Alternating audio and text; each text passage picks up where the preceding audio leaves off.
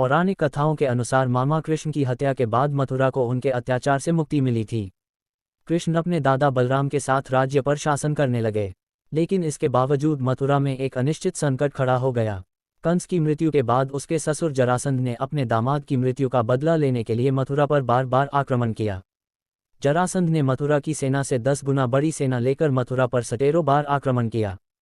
हर बार कृष्ण और बलराम अपनी चतुराई से उसे हरा देते हैं। अगली बार जरासंध ऊर्जा बचाकर फिर आक्रमण करेगा। जब उन्होंने बड़ी सेना के साथ 18वीं बार मथुरा पर आक्रमण किया तो कृष्ण को एहसास हुआ कि जरासंध का वध उनके हाथ में नहीं लिखा है। इस बीच बार बार के हमलों से मथुरा की सेना और जनता को हानि उठानी पड़ रही थी। कृष्ण को एहसास हुआ कि अगर वह इस हमले के जवाब में युद्ध में शामिल हुए तो पूरा यादव वंश नष्ट हो जाएगा। इसलिए मथुरा और मथुरा के लोगों की भलाई के लिए उन्होंने अपने परिवार और दोस्तों के साथ एक विदेशी प्रांत में जाकर रहने का फैसला किया।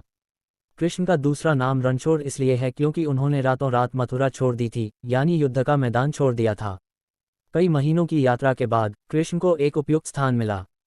उसने एक शहर बसाने के बारे में सोचा, लेकिन वहां कृष्ण ने एक छोटे से द्वीप पर पूरा शहर देखा। वह नगरी है द्वारका। रेवत इस नगर का राजा था। उनकी बेटी का नाम रेवती है। रेवत और रेवती सतयुग के निवासी थे। वह अपनी बेटी के लिए एक ऐसे दूल्हे की तलाश में थे जो सतयुग के पुरुषों की तरह लंबा, चौड़ा और मजबूत हो। बलराम बिल्कुल वैसे ही दिखते थे। रेवती ने उनसे विवाह कर लिया। इस प्रकार कृष्ण और बलराम ने द्वारका में अपना शासन शुरू किया।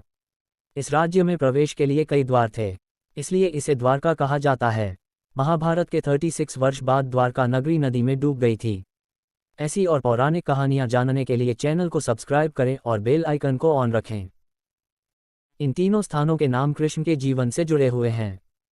मथुरा कृष्ण की जन्मभूमि, वृंदावन में यशोदा के संरक्षण में बड़ा हुआ और अंततः द्वारका का राजा बन गया। लेकिन द्वारका से पहले वह मथुरा के राजा थे। विशेष कारणों से कृष्ण को मथुरा छोड़कर द्वारका जाना पड़ा। कृष्ण ने रातों रात ऐसा क्यों किया?